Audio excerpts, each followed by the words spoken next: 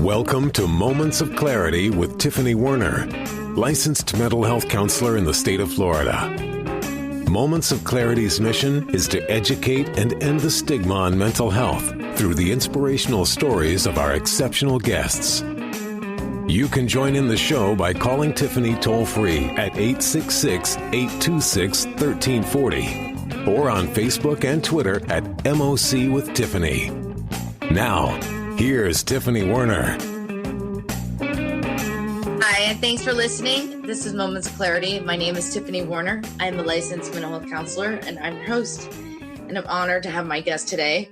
And I'm always have a soft spot for veterans, especially decorated ones with Purple Hearts and wounded warriors and so much. We wouldn't have our American way of life if it wasn't for people such as my guest today. Before we get started, I would like to say hi to Ed behind the scenes. Thank you, Ed.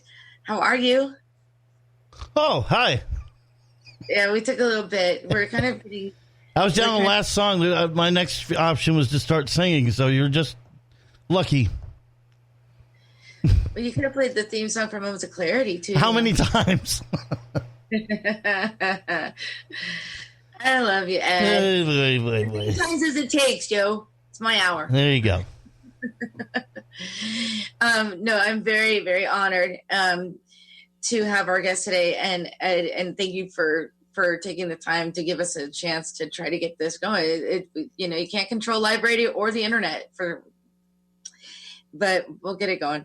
Anyway, my guest today, like I said, highly decorated, wounded warrior. He's airborne infantryman. He's serving in both Iraq and Afghanistan. And he was with the 173rd Airborne Brigade. He was shot five times, and died twice. It's amazing. Shot five times, died twice, definitely received a Purple Heart. And not only that, but the twist of the story is now he's a comedian and a host of Pop Culture Warrior, a show on WTF. And don't even ask on the radio what that stands for, but WTF Nation Radio. And it's about veterans and so forth. We're going to find out more about it. And I want to welcome to Moments of Clarity my friend, retired Army Sergeant Michael Carrasquillo. Mike, hey. Thank you so much for being here. Thank you for having me. We always have a lot of fun, so I'm looking forward to it. Yes, we do. And thank you for your time and everything and for your service. And I know, a lot of times we civilians don't quite know what to say. So, bear with us. I want to welcome callers to call in 866-826-1340, 866-826-1340. Ask questions and give comments, pay your respects. And we are right now, we couldn't quite get into Facebook Live, but, we'll have this later on our YouTube channel, youtube.com/MOC with Tiffany, if you want to see the full interview visualized. But that's what took us a few seconds. Well, Ed was nodding out, thanks, Ed. But we just wanted to have a good show. Anyway, so 866-826-1340. And so, Mike, since we took kind of like the late start, let's go from the beginning of how you, or kind of what you went through. I know that you wounded warrior, shot five times, died twice. It's like you're a cat. Yes, I'm definitely pushing my 9 lives at now. Yes. Originally from New York City. I was born and raised there, and I was a senior in high school when 9/11 happened. And so that kind of made the decision for me that what I was going to do after high school was join the military. And I joined the Army pretty much right out of high school in the delayed entry program. There was such an influx of people joining the military that, like, from usually when you sign up, you're shipped out within a couple of weeks, couple of months. But there were so many people that they basically put me under what's called delayed entry program. So it took want to say it was like 8 months before they were finally able to ship me out. So like I joined as soon as I graduated high school, but I didn't actually end up in basic until it was like January of 2003. And so I went in as, like you said, infantryman, which are just, for those that don't really know military, infantryman is your general frontline, warrior. He's the guy that's on the front. His job is to patrol, is to engage the enemy. It's to be whatever the military needs him to be. There's times when I'm in the kitchen cleaning pots because that's what they needed, or in the motor pool working on vehicles because that's what they needed. But typically we're, reconnaissance, we're doing, doing protection for elements, when they were doing the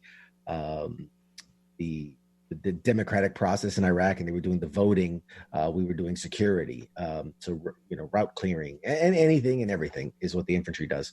I was also airborne. So I was trained to jump out of airplanes and be that infantryman if we had to get behind enemy lines or things like that. So that's what the training was for.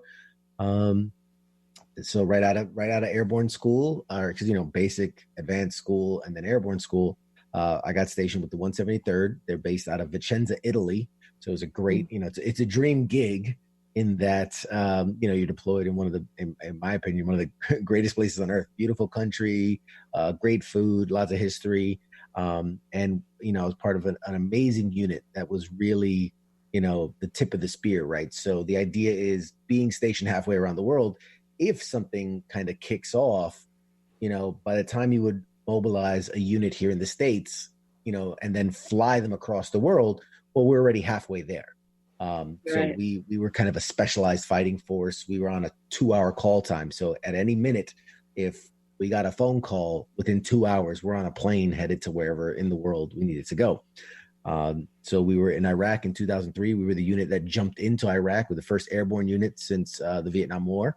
Or the first airborne combat operation since the Vietnam War, and spent about 15 months in 2003 in Iraq, and then redeployed back to Italy, train, and then in 2005 we deployed to Afghanistan. I made it about 6 months through that year-long deployment before, like you said, I was wounded in combat during combat operations, and was removed and sent to Walter Reed Army Medical Center in Washington, D.C. to recover for the next 2 years before eventually getting medically retired. Wow. Well, that's crazy. I can't believe that, people have to just, it's amazing to think what you survived and lived through and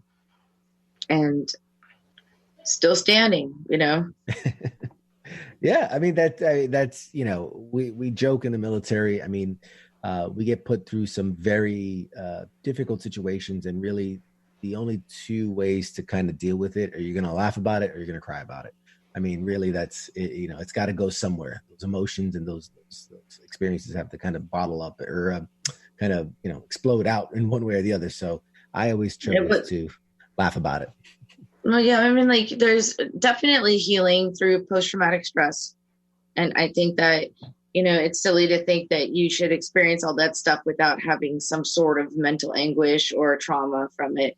And I'm a TRICARE provider of several, so I do diagnose several people with PTSD when the VA doesn't really want to. And not only that, but help people through the trauma and through the aftermath of not just from war combat, but of course that's very common because it's severe to have to witness and go through, but all sorts of trauma as well. And, but healing is not a sign of weakness. There's no shame in counseling, and there's definitely nothing wrong with, not being okay with watching friends die or be dismembered or anything like that. So I'm trying to end that stigma, but you were, claimed as a wounded warrior as well, and received a Purple Heart. And do you want to talk about that a little bit more? Yeah, no. So, Congrats on the Purple Heart, I guess. I don't know how to not a medal, an award that's very honorable, but it costs a lot. So the Purple Heart is actually one of the oldest medals you could in existence in the military. Mm-hmm. And the idea is that it is meant for when you receive wounds in the battlefield, you receive a Purple Heart. It's for, it literally says for wounds received in battle. And it was actually created by George Washington. It's a little Purple Heart, and it actually has his face in it. It's one of the few awards that most military guys don't want to receive. Right. See Nobody the flag behind me is my father's, and he died at Agent Orange. He received 3 of them. Kept going back out. Eat some rice and go back out. Yeah. Unfortunately, I was crazy enough that I wanted to go back too. I was literally laying in the hospital bed, and they were talking about how they were very close to amputating my arms because of the damage that they had received. And like you said, I died twice, and still I had the mentality of, okay, I'm going to get better and I'm going to go back. And like, I'm going to keep serving because that's what I love doing. And I couldn't see myself doing anything else. And so it took 2 years just to kind of get to a good enough place where the military was like, listen, you're done. Like we're going to medically retire you. There is no, other option in staying in. And since then, that was in 2007. And I know a lot of policies have changed, and now you're seeing guys that have leg amputations that get to go back, and if they choose to go back and continue serving. Wow. So they've changed a lot in that time, but my injuries were severe enough that they felt that I wouldn't be able to, I didn't want a desk job. I wanted to still be in the infantry. I still wanted to be a grunt, as it were. And, with having a lot of courage. What was your injuries? So I was shot 5 times. I was shot through my right shoulder. All in the same time, 5 times. Yeah. All at the So same time? I mean, in the same firefight, yes. Yeah. Not necessarily all at the exact same time, but within the same ambush and firefight. I was shot through my right shoulder, shot through my hand, in my chest. Actually, your middle finger. Yeah, I lost my middle finger. I actually got shot in the chest and in the heart, and luckily the armor had stopped it, because otherwise I'd have been dead instantly. But the armor stopped it, but it still shattered all my ribs and collapsed my lung. I was shot in the gut, and then shot actually in my left bicep. So some of the damage. You had a pretty large scar there. Yeah, it actually wraps all the way around to the other side and goes up my arm. So yeah, lots of scars, lots of scars. But yeah, no, I was very fortunate because the initial prognosis was that they were going to have to amputate my arms because of the extent of the injury. So one at the shoulder and then one kind of at the bicep.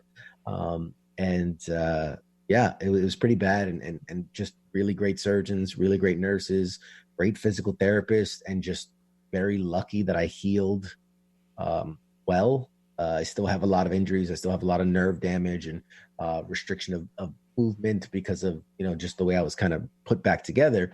But yeah, I'm very fortunate. Alive. Happy to still be talking to you today. Absolutely. I don't complain. Not a day do I complain. It's good to be alive. Crazy.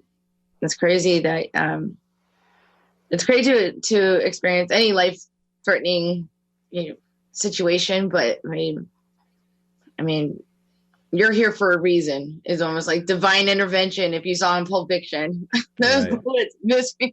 That's divine intervention. I don't know if you ever seen that movie. I'm not complaining. Just saying, but there's so much more that you've done since then. And I do thank you for your service. Obviously, you've helped, you've saved lives and basically took a bullet for us, 5 of them and more. And you're definitely a hero in so many ways. But on top of that, I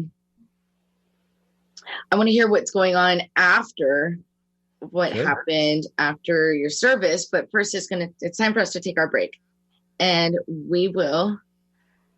Ed, did you have something to say? Yeah, real quickly, and also thanks for your service, for what you've done. Thank you. What most people, I don't want to say normal people, but after getting shot and stuff like that, would want to get the heck out of there. You've served your time, you've done your service. Is there something that drives you that you would want to go back? Is it a payback kind of thing?